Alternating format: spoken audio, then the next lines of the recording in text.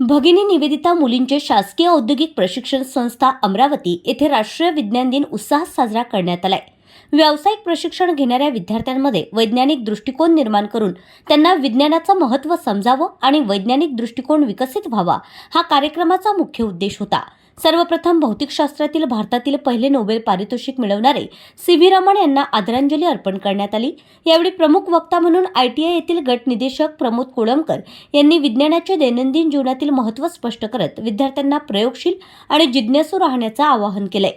आपल्या जीवनात विज्ञानाचा अभाव ओळखणं महत्त्वाचं असून अज्ञान, अंधश्रद्धा, दारिद्र्य, निरक्षरता यांच्या दडकलेल्या प्रत्येक माणसाने आज विज्ञानाभिमुख होणं आवश्यक आहे।